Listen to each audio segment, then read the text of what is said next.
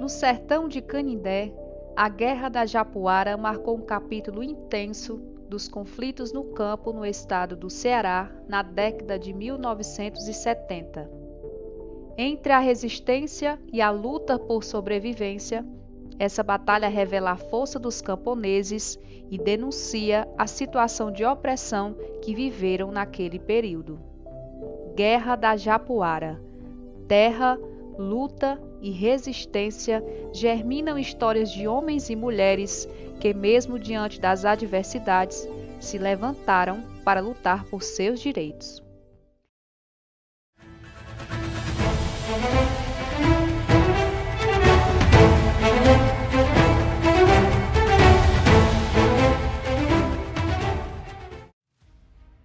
Entre 1964 e 1988, o Brasil viveu um período de repressão brutal.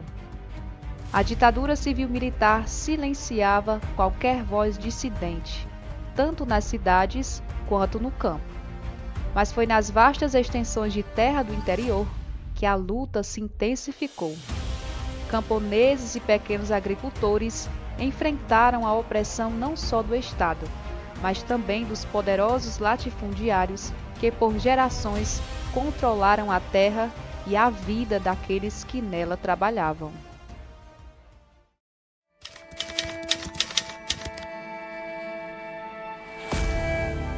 E a gente tem que compreender, em primeiro lugar, um pouquinho o contexto geral. Nós estamos na ditadura militar ainda, e os militares se deram conta que o campo é um mundo explosivo. Então eles tinham que dar uma atenção grande a isso. Depois você tem que ver na estruturação do Brasil, depois das capitanias nasceram as Seis Marias e dentro das Seis Marias as fazendas. Então os fazendeiros eram as pessoas importantes. Quem tinha fazenda, fazenda grande, era importante na política e na sociedade. Era uma época de uma grande repressão política.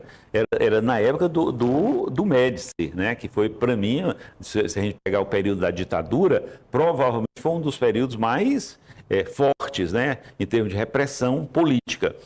E eles, inclusive, o Garracha Azul Médici, né, marcava muito assim, a questão de um certo controle, principalmente queria acabar com a questão principalmente dos movimentos rurais, que os movimentos rurais tinham sido muito fortes antes de 64, né, que foi a questão do golpe militar em 64.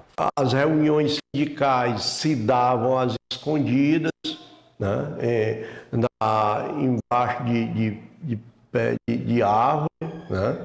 Porque é escondido mesmo do patrão, porque em qualquer propriedade, o patrão tomasse conhecimento que estava havendo uma reunião que falasse em sindicato, naquela plena ditadura militar, esses moradores prontamente já recebiam o aviso de despejo, né? Período pós-68, bem forte a questão do governo militar, da ditadura militar. Então, assim, a gente só faz imaginar o que aconteceu ou não aconteceu dentro daquelas matas, como foram tratados aqueles agricultores. Lembrando que, na época, qualquer força sindical era tida como comunista e era fortemente combatida pelas forças policiais. E a gente tem que compreender nessa faixa de 70, como me disse um advogado do sindicato naquela época, os fazendeiros querem muita terra, não é para trabalhar, e sim para poder tomar empréstimo bancário. E aí vem a seca e o empréstimo é peroado. Então, quanto mais terra tem, maior os empréstimos bancários e maior fica a riqueza se acumulando na mão dos fazendeiros.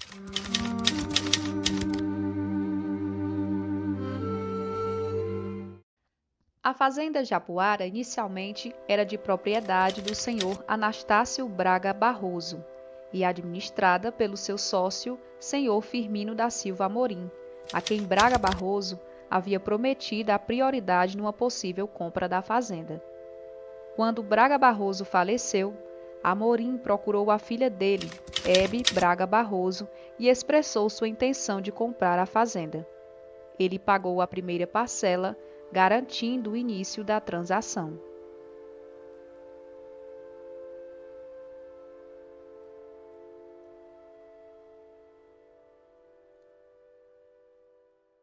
Então, antes do acontecimento, vamos falar da década de 60, de 64. Ó.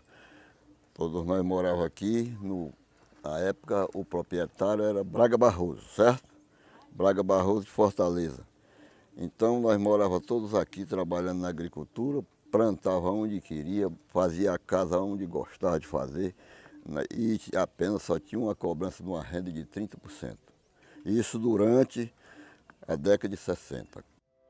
No entanto, a situação tomou um rumo inesperado. Hebe Braga, filha de Braga Barroso, diante de uma oferta mais lucrativa, quebrou o acordo com Amorim e vendeu a fazenda a César Campos, conhecido comerciante em Canidé, recebendo o valor à vista. Firmino Amorim contesta a venda e inicia-se assim uma longa batalha judicial. Meu pai queria ficar com a fazenda, mas não tinha interesse de ficar definitivamente com a fazenda, porque ele já trabalhava na fazenda e desde essa época da chegada dele, então não tinha como o meu pai sair. O próprio Anastácio Braga Barroso queria que o meu pai ficasse com a fazenda. Tudo era do mesmo dono, era do Braga Barroso, né? Que isso aqui foi vendido escondido. A dona Ebres, filha do Braga Barroso, foi quem vendia escondido do Amorim. Que o final do Amorim é quem estava para comprar isso aqui. Mas o César Campos tinha mais poder, tinha mais, né? O final do Amorim só dava 35 mil contos de réis. E o César disse, eu dou 40. Foi vendido por 40 contos aqui. 40. Não sei nem dizer o que. Se era réis, o que era naquela época. A dona das terras fez a venda da fazenda em 3 parcelas. O Pio Nogueira e o Firmino Amorim fez o pagamento da primeira parcela. Só que nesse intervalo entre a primeira e a segunda parcela, houve a venda por César Campos, que fez o pagamento total das terras, né? E ficou essa briga judicial de quem realmente era o dono das terras. Diante da demora da justiça, Firmino Amorim deixa a fazenda, passando a responsabilidade para seu cunhado, Francisco Nogueira Barros, o Pio Nogueira. O novo proprietário, César Campos, passou então a exigir uma nova renda dos camponeses que ali produziam, gerando uma quebra de acordo inicial entre proprietário e moradores. Na década de 70, ele vendeu a fazenda para o Júlio César Campos, que era o milionário de Canindé, né? Certo? Então nós pagávamos uma renda de 30%, mas quando o César comprou a fazenda, aí estipulou para todos os agricultores que quem quisesse ficar na terra tinha que pagar 50% de tudo que produzisse na terra. Podia ser uma cabaça, podia ser uma melancia, tinha que dar uma banda para ele. Então nós estranhamos, né? Porque se nós pagávamos 30%, né? Eu sei que já estavam dando uma renda, né, absurda, aí, mas dá 50% de tudo que produzisse, né? Naquela época, o fazendeiro ele enricava a custa dos pobres, dessa questão da renda, do algodão, né? Enricava com gado, fazendeiro, a custa dos nossos pinhaços. Falar do conflito, né, que ocorreu, contado por alguém que era do lado dos patrões, né? E também contado por aqueles que, trabalhadores, em sua maioria, agricultores que eram já sofriam a pressão dos patrões, né? A chamada meia, que era obrigada a pagar a meia do algodão, e que tinham os 3 dias de sujeição por semana, né? E foi isso que a gente tomou conhecimento que originou, né, o conflito. Então esse novo proprietário da terra começou a criar regras, a questão, por exemplo, de proibição de levar pequenos animais para beber água, eles mesmo que pescavam no açude, e aí, então começou a haver algumas proibições e eles se rebelaram, né, e começou, de certa forma, um contra a essa regra do novo proprietário. A crescente divisão entre os fazendeiros e os camponeses evidenciava as desigualdades profundas que existiam na Japuara. As tensões estavam prestes a explodir em um conflito aberto. Pós-virada, né, virada de ano, no dia 2 de janeiro, ele contratar vários, que a gente chama aqui em Canindé de carreteiros, né? As pessoas que fazem a descarga de caminhões, de gêneros alimentícios. Contratou vários carreteiros para fazer a expulsão dos moradores. O delegado da cidade, que era um coronel de polícia, não estava na cidade, só estava o subdelegado, o Cid Martins, e uma guarnição de policiais. Mas mesmo assim, a cidade ficou sabendo que estava sendo contratado carreteiros para fazer a desapropriação à força dos moradores da Japuara. Tanto é que alguns entrevistados da cidade disseram que se juntou muita gente para ver os 2 caminhões que foram para Japuara e o pessoal sendo contratado, recebendo dinheiro para se encaminhar para lá. Lá, chegando, eles invadiram as casas, começaram a jogar os móveis para fora, botar para cima do caminhão. E quando chegaram na casa do Pio Nogueira, que era um bar, um mercantil, uma mercearia, que tinha uma latada, um dos carreteiros subiu na casa do Pio. Nessa briga, o Pio Nogueira deu um tiro de espingarda de dentro da sua casa para o telhado, que acabou alvejando o Joaquim Piau, que morreu no local. O que aconteceu? O início dessa tragédia foi, como eu disse, uma quantidade enorme de pessoas chegaram nesse caminhão, destruindo cercas, né? Casas, inclusive 2 subiram na casa do Pio, o cunhado do meu pai, e começaram a destruir, jogando telhas fora. E a família do Pio dentro da casa, com as crianças, né? E aí o Pio, nesse momento, estava lá no açude. Um dos garotos dele foi até o local e ele já estava ouvindo a zoada, porque não era muito distante de onde ele estava para a casa dele. O garoto chegou e disse: pai, a coisa lá está ruim, estão destruindo a casa. Aí o Pio, já preparado, porque esse movimento já vinha, sabe, acontecendo, aí o Pio até armado estava. Afinal de contas, foi quando começou a invadir, subir em cima da casa e destelhar. Aí o velho Pio começou a insistir para ele, pedir para voltar, para descer, e aí o velhinho pediu: pessoal, nós estamos errados, vamos sair, porque estamos ganhando uma mixaria de uma diária. A diária parece que era R$3, e eles estavam ganhando R$10, né, pelo César Campos. Pegou a arma e foi em casa. Chegou em casa, se deparou com aquela situação. E era muita gente, muita gente. Aí aconteceu o primeiro caso. Ele teve que atirar no camarada que estava na casa dele destruindo as telhas, né? Quando aconteceu isso, aí eles se apavoraram com o estampido da arma e correram para o caminhão e foram embora. Lá já mataram, foi gente. Estão matando gente lá. Já mataram um, era o Joaquim Piau, o mais vantajoso, que era o chefe deles lá, né? Subiu logo para destelhar a casa, foi o que morreu primeiro, né? Primeiro que subiu para derrubar a casa, desceu morto. Aí correram um bocado de gente, aí depois veio a força, veio o chefão daí, era o manda-chuva daí, né? Veio com seus policiais, chegou aí com a metralhadora, o cabo. A minha foicinha mesmo tomou das minhas mãos, eu não deu tempo de segurar, ele tomou. Eles sabiam que, naturalmente, quando esse pessoal chegasse lá no Canindé, iam tomar conhecimento do que tinha acontecido, e aí sim, e de fato isso aconteceu. O delegado veio com os seus auxiliares, sargentos, soldados, encontrou, quando chegou, eles no alpendre, debaixo dessa latada, né?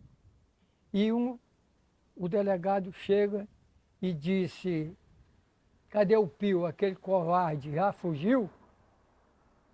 Essas foram realmente as palavras do delegado, contadas pelo morador que estava lá. Ele foi quem me disse, né?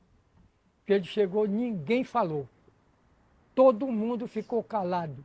Os carreteiros voltam para Canindé, chamam a força policial vai prender, porque houve um homicídio, e Com a força policial já concentrada na casa do Pio Nogueira, que hoje é uma casa que ela foi demolida, não existe mais. Prende, não prende, vai se juntando outros agricultores ao redor. Nessa chega o Raimundo 21 com a foice. Estava vindo da sua horta e tudo. Um policial foi tentar tomar a foice dele, nesse toma não toma, foi cortado. Atiraram no Raimundo, o filho do Raimundo pegou a foice. Agrediu o outro policial que veio a óbito também. Então, nisso morreu, contabilizou a morte do carreteiro, a morte de um policial, a morte do subdelegado também, que foi alvejado no meio dessa confusão. Vários policiais cortados, porque os agricultores se revoltaram com a ação deles contra o Raimundo, conhecido como Raimundo 21. O apelido 21 é porque na família deles era comum ter aquele sexto dedo na mão, né? Então era 21 dedos. E os policiais todos voltaram para Canindé com cortes, bastante machucados. E os agricultores da Japuara, temendo o pior, foram se esconder nas matas. O Nonatinho, o morador que estava logo no começo da chegada, quando o delegado chegou, ficou vizinho a ele. Ele tinha vindo do trabalho com uma foice na mão, com a foice aqui encostada na perna, né? Como ninguém deu resposta, eu acho que o delegado não gostou e chutou a perna do Nonatinho. Por que você não fala? Nesse instante, esse é um princípio de agressão, um dos filhos do Nonatinho estava lá do outro lado, em volta. Fez assim um gesto de defesa do país, né? Foi nesse instante que se gerou o conflito verdadeiro. Atiraram no filho, esse que fez o movimento, na coxa, um tiro de fuzil. Feriu a coxa, a bala saiu do outro lado e ele caiu com o impacto, né? E aí ninguém de sã consciência pôde descrever esse instante. O Ciro desceu, que era o delegado, uma mão alto, ele é mais alto que esse cidadão aqui, bem gordão. Aí disse, cadê o bandido Pio? Já correu? Ninguém falou. Ficou todo mundo calado. Vem chegando o pai do Valdemar, que era o Nonatinho. Um velho embaixo, desse tamanho. Bem baixinho ele, com a foice na mão. Aí ele... Você, por aqui com a foice na mão, velho. Os outros estavam armados também, mas com as foices, outros com pau. Mas ficaram com eles colados de trás dele, não deu nem para eles perceber, né? Aí ele disse, você com essa foice nas mãos por aqui, velho, pegou me dê foice. Tomou a foice da mão do velho, tacou nas canelas dele assim, que ele ficou se valendo com a pancada, né? Aí ele disse, o Cídio ficou com a foice na mão. Nesse momento ele solta. Na hora que ele soltou, ele puxou pelo revólver para tirar no velho, né? Aí o velho, macho, você vê como é que é as coisas, né? O velho era um cara manso, era uma pessoa que não brigava com ninguém. Aí ele pensar aquilo ali imediatamente, que ele ia atirar era nele, né? Aí ele pegou a foicinha e ergou-se na ponta do pé, passou a foice no meio da cabeça dele, mas pegou no meio. Caiu uma banda para um lado e uma banda para o outro, aí caiu no chão. Aí pronto, aí a polícia começou a atirar. Atirava num, atirava no outro, atirava para rir, para fazer medo do povo, né? E eu estava bem pertinho, vendo o negócio tudinho. Eu e o Plauto. O Plauto era filho do Pio Nogueira, era o rapaz que tinha, era esse daí. A polícia ficou sem saber o que fazer, porque o mais forte era o delegado, já tinham matado, né? Aí eles acharam que correr era melhor. Raimundo Nonato Paes, o Nonatinho 21, entrou para o Memorial de Mortos e Desaparecidos. pois diante das investigações realizadas, conclui-se que Raimundo Nonato Paes morreu em decorrência de ação perpetrada por agentes do Estado brasileiro, em contexto de sistemáticas violações de direitos humanos promovidas pela ditadura militar implantada no país a partir de abril de 1964. E aí morre o delegado, morreu o Nonatinho, morreu um dos auxiliares do delegado, o próprio delegado, né? E os outros foram embora. Na hora lá virou uma fumaça preta lá no meio da confusão. Os policiais foi desarmado logo tudo, era 6, foi todos 6 desarmados, viu? Foi na hora, a metralhadora foi esbagaçada. Quando o cabo quis mexer, o cara barcou a foice. Agora, se tivesse mais gente, talvez tivesse morrido mais gente, né? Foi o ponto, né, de maior ruptura foi esse momento, né, que era essa chegada dos policiais, né, para você ver que é um outro contexto muito interessante também para a gente entender que os policiais, né, que é do Estado, que são do Estado, eles defendiam eram os proprietários de terra, eles não estavam a fim de fazer uma mediação dos conflitos entre proprietários de terra e moradores. Não, eles estavam ali defendendo o proprietário de terra. O confronto resultou na morte do delegado Cídio Martins, do soldado de polícia Jorge Paulo de Freitas, do carreteiro Joaquim Rodrigues, conhecido como Joaquim Piau, e do camponês Raimundo Nonato Paes, o Nonatinho.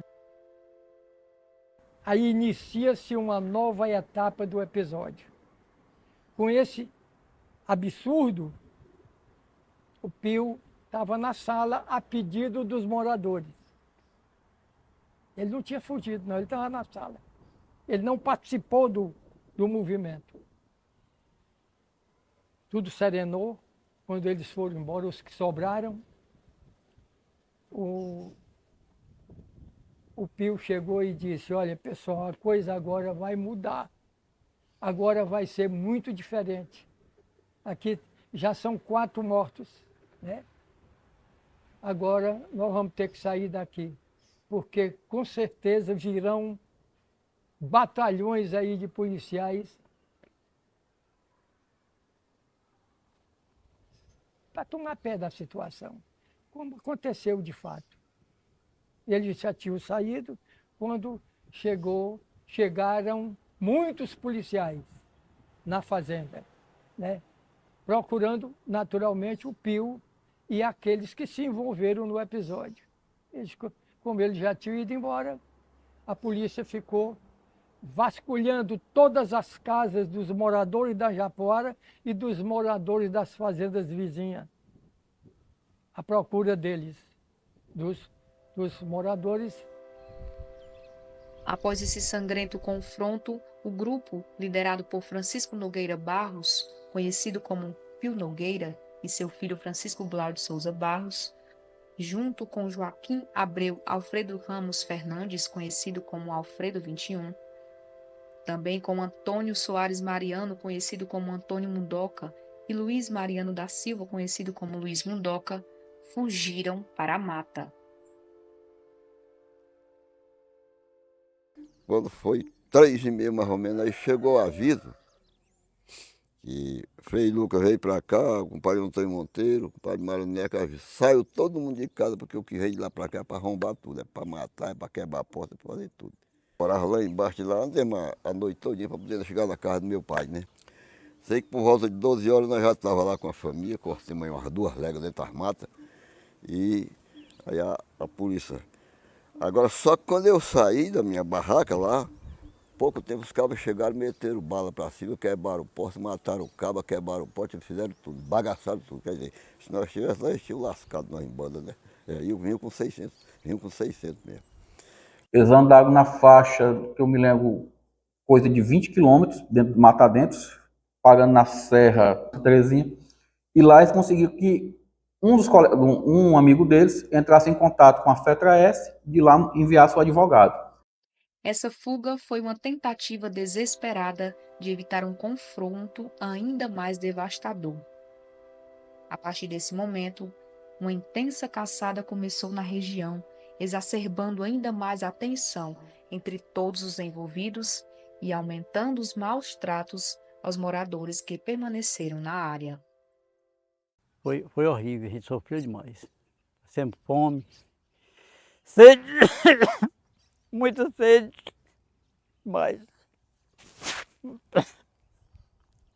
mas tudo tem começo, tem fim, né, mas Deus acudiu a gente. Aí chegava lá em casa, chutava as portas para a mãe meia-noite, chamando o nome do meu pai, mandava minha mãe abrir a porta e dizia que quando pegasse ele ia matar. Eles queriam que a minha mãe desse conta, aí entrava dentro de casa, virava tudo, ficava tudo espatifado dentro de casa. Isso aí eu me lembro muito, assim, que muitas mães, elas foram massacradas, não estão ilhadas. Como a esposa do finado Pio, ela foi até apanhada pelos policiais, a esposa do finado Valdemar. Minha mãe foi muito judiada pela polícia quando chegaram lá, perguntava pelo Pio e ela não sabia dizer, e judiaram muito com ela, né? E principalmente com as crianças, quando pegaram o Francisco, esse que acabou falecendo por causa de traumas mesmo, por causa desse negócio. E, final de contas, eu ouvi falar quem defendeu ela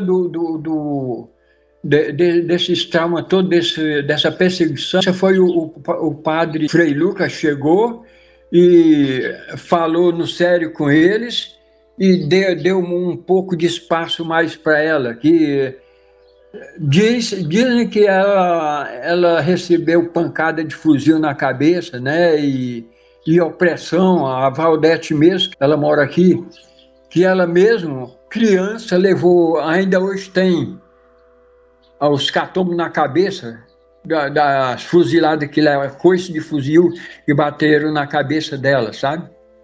Simplesmente porque um soldado disse que chegou um soldado e falou que já tinha encontrado o Pio. E aí outro vieram perguntar para a mamãe, e ela, criança, disse, se o soldado está dentro, já encontraram ele, porque vocês continuam perguntando por eles? Ou vocês são bobos? Aí o soldado respondeu com um coice de fuzil na cabeça dela, né? Que ainda hoje já ela tem esse hecatombe na cabeça por causa disso. Como é que foi dada a repressão em cima das mulheres? Os maus tratos, as violências que foram dadas a elas, para tentar entregar a localização dos maridos, mesmo sem elas saberem. Na hora que começou o primeiro conflito, aí eles levaram a mulher de resguardo, com 2 dias de resguardo, e 2 meninos gêmeos, né? Recém-nascidos, bem novinhos, levaram lá para casa. Aí foi depois, houve o segundo conflito lá que morreu gente, aí foi, nós passamos a ser corrigidos pela polícia, né? Às horas da noite cercaram a casa, era todo dia, toda hora, eles lá querendo que a gente desse conta do pessoal da Japuara que andava escondido, dizendo eles que nós estávamos escondendo o povo e entregava para o padre, entregava não sei para quem, e não entregava a eles. Só que é porque a gente deixava uma água em certos pontos para eles pegarem a água lá para ir beber, né? Porque eles queriam que a mãe desse conta do papai, né? O papai tinha fugido já, né? A nossa vivência lá era essa, de ser encontrado e ser metralhado, ou então fuzilado. Porque a gente não tinha planos de nos entregar, porque a conversa lá era que ele estava no rastro de vocês. A gente era como se fosse um bichinho qualquer caçado, sabe? Eles estão no rastro de vocês, e onde encontraram vocês? Vocês serão metralhados. E se a metralhadora não alcançar, que o rifle alcançaria. Então, se isso aí já deixava a gente mais, né, pensativo, saber qual era o nosso futuro. Aí Frei Lucas entra na história. Ele, como vigário, era respeitado por todos. Então, ele, de hábito, vai lá para resgatar os feridos. E quando vê debaixo de um desses feridos um revólver, ele pega o revólver e leva e entrega ao juiz. O juiz depois elogiou a atitude de Frei Lucas, porque assim evitou que o conflito se alastrasse e tivesse mais mortes. A gente estava reivindicando os nossos direitos, porque quando eles falaram que ia ser destruído toda a fazenda, ele ia destruído o açude, ia destruir tudo, a gente via que isso dali, a gente saísse dali ia para onde? Morar debaixo de ponte. Aí a gente teria que resistir, era tudo ou nada. E essa nossa resistência fazia com que eles agissem dessa forma, né?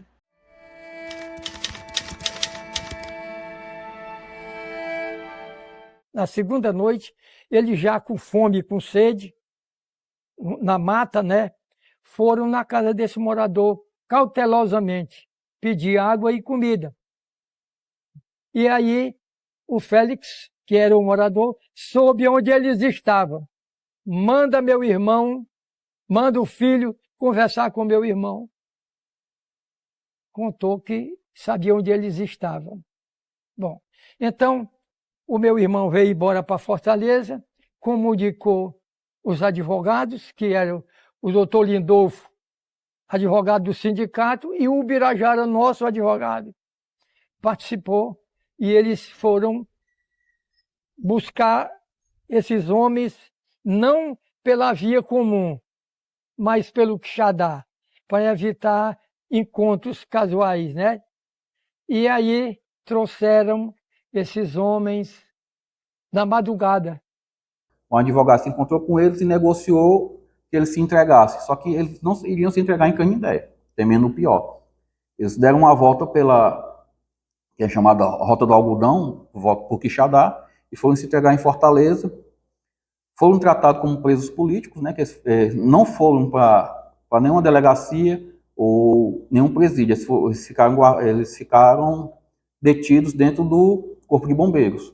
Temiam ser presos pelo que eles iriam dizer. Chegaram, foram lá onde eles estavam, no mato. Quando deixaram, a polícia chegou todinha lá. Uns quis correr. Não corre não, corre não. É a Federação dos Trabalhadores. Aí eles se acomodaram ali.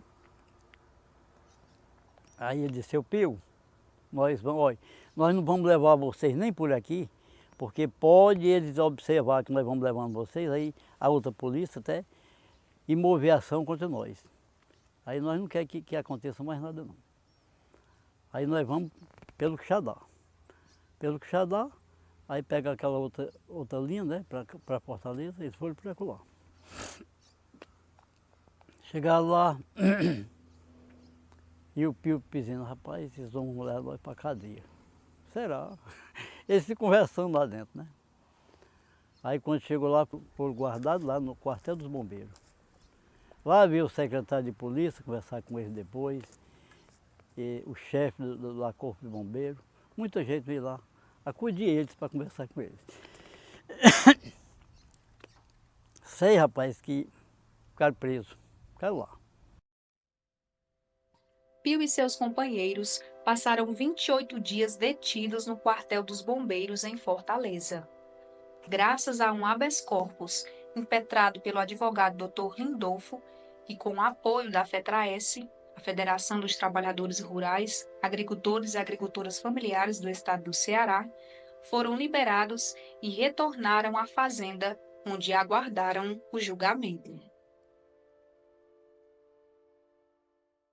O doutor Manuelito Eduardo, que era superintendente dos Diários Associados, participou dessa situação. Ele pediu que esses homens fossem levados para o jornal e pernoitassem. E aí ele foi muito importante, porque alimentou esses homens. Eles estavam há 3 dias e 2 noites, sujos, barbados. Tomaram banho lá nos Diários Associados, trocaram de roupa. Ele conseguiu tudo para esses homens, para no dia seguinte, de acordo com os advogados, eles serem apresentados na Secretaria de Segurança Pública, que foi o que aconteceu. Quando foi no dia seguinte, aí eu já estava lá também, né, nos Diários Associados. Eles foram conduzidos até a Secretaria de Segurança Pública em carros não militares, né? Foi carro da polícia, para não chamar a atenção. E aí foram apresentados e nós aguardávamos ansiosamente o desfecho dessa situação, o que teria por esses homens passarem. Mas nós fomos até, ficamos admirados, porque eles não ficaram presos na Secretaria de Segurança Pública. Eles foram encaminhados para o quartel dos bombeiros. Eu acho que não dá nem para eu avaliar. Como eles foram até bem tratados no Corpo de Bombeiros, quando eles estiveram presos, né? Não dá nem para avaliar como nunca houve uma vingança. Mas esse sempre foi um assunto que não se falou lá em Canindé. É uma pergunta que eu jogo lá, por que que não foi falado em Canindé? Eles estavam presos, eu recebi uma autorizaçãozinha para entrar no quartel quando eu precisasse, né? E assim foi feito. No dia seguinte, aí a gente ficou indo. Eu acho que poucos dias depois, eu tive uma surpresa que eu não quis acreditar. Quando eu cheguei para visitar, esse pessoal estava aberto lá, o portão onde eles estavam presos, esse alojamento. O portão estava aberto. Aí eu fiquei admirado, falei para um dos soldados que estava de serviço, cadê o pessoal? Eles estão tomando banho de sol ali do outro lado. Aí eu fui até lá, conversar com o Pio, aí eu disse, aí Pio, que folga é essa aí? Eu até brincando com ele, vocês aqui tudo tomando banho de sol, para que negócio é esse? Aí ele meteu a mão no bolso e tirou a chave do portão. Estava com ele. A chave do portão da cadeia estava no bolso do Pio. Ele me mostrou a chave, estou aqui, me mostrou a chave. Eu disse, rapaz, mas o que é isso? Aí, quando saí, entrou, ele mesmo fechou o cadeado. Ficou com a chave da prisão. Agora, até o 21º dia, como eu disse, eles foram muito bem tratados. E olha, a despedida desse pessoal foi a coisa mais impressionante, porque parecia até uma autoridade passando em revista a tropa. Uma formação dos bombeiros cumprimentando de um por um.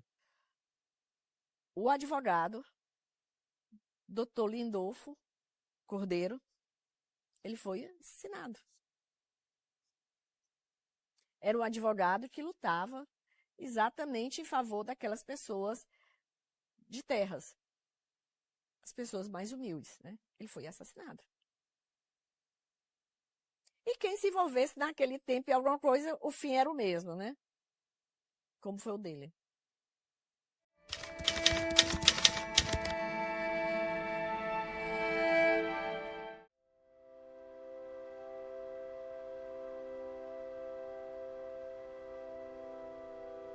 Francisco Nogueira Barros, o Pio Nogueira. Era um homem simples, mas de grande sabedoria adquirida na labuta diária. Manso, mas também aguerrido e determinado. Lutava para defender sua família e seus ideais. Por isso, tornou-se para todos na fazenda o líder da resistência. Ele liderou, lutou e resistiu ao lado de seus companheiros. E mesmo diante de todas as dificuldades, nunca deixou de acreditar que o campo poderia sim ser um lugar de liberdade para todos.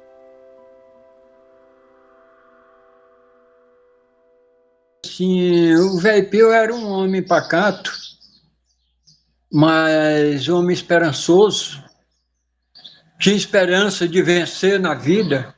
Adoro falar dele porque o seu Pio não foi para a escola, não frequentou escolas, né? Então, bancos escolares, né, como a gente diz. Ele disse que foi um dia, não gostou, eu não sei nem se ele chegou aí 2 dias, só sei que 1 ou 2 dias no máximo ele ficou na escola. E aí então disse que não queria, não voltava mais para a escola. Mas aí pegou, ele disse que em casa tinha uma irmã dele, que era mais velha do que ele, que sabia ler e escrever, e ela pedia que ele pedia a ela para fazer as letras. Então ele fazia as letras, né? Aí ele repetia, né? Ele fazia uma caligrafia dessas letras, fazia as letras maiúsculas, as letras minúsculas, e aí fazia as sílabas, né? E aí ele mesmo que começou a ler. Cara, dentro da comunidade da Japuara, foi um líder, né? E foi o que realmente tomou a frente.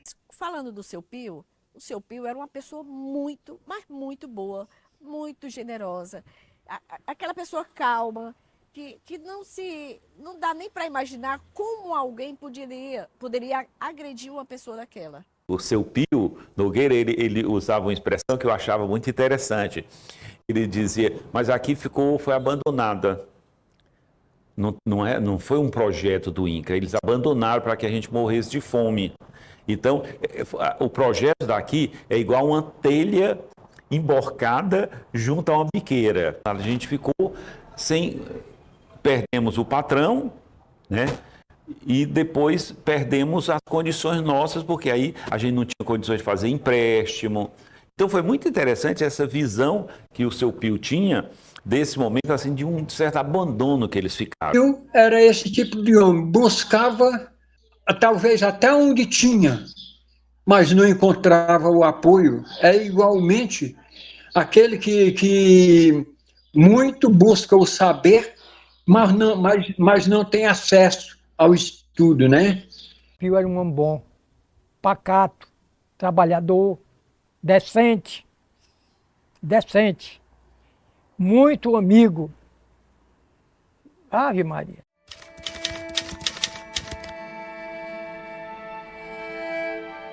Pessoas estavam nas suas residências, nas suas casas, na propriedade que era deles, porque era onde eles produziam, né, para viver. Aquelas pessoas estavam ali e elas que foram ajudadas. Elas foram agredidas e elas que foram ajudadas, né? Que graças a Deus não foram condenadas. Por que não? O delegado, esse infelizmente morreu, sei lá, ou felizmente, eu não sei, não posso também pensar na morte, né? Mas o grande senhor da cidade, o empresário, o grande empresário, esse se deu bem. Isso não muda nada, até hoje continua do mesmo jeito, né? Sempre o pobre termina sendo o culpado, sendo o acusado. O dia daquele julgamento, aquele processo que ficou, eu acho que para aquelas pessoas já foi um alívio, porque eles foram se livrar de uma coisa que pesava neles, que não tinham culpa. Porque eu acho terrível você ser acusado daquilo que você não fez. Eles não agrediram, eles não fizeram nada. Qual o papel do seu Pio? O seu Pio era um homem calmo. O Valdemar, que estava ali também, os outros também, todos que estavam ali, eram pessoas boas. Houve o julgamento daquelas pessoas. E eu estava presente na casa paroquial de Canindé, na ocasião do julgamento, que eles foram, né? Acompanhei todo o dia todo, até a noite, e graças a Deus todos eles foram absolvidos. De imediato foi um motivo de comemoração. A casa paroquial em Canindé, que era o local onde funcionou, estava cheio de gente. Foi uma comemoração. Foi um dia de alívio para nós, que de alguma forma não somos famílias de sangue do seu Pio e dos demais, mas somos família porque temos nossa origem ali naquela propriedade.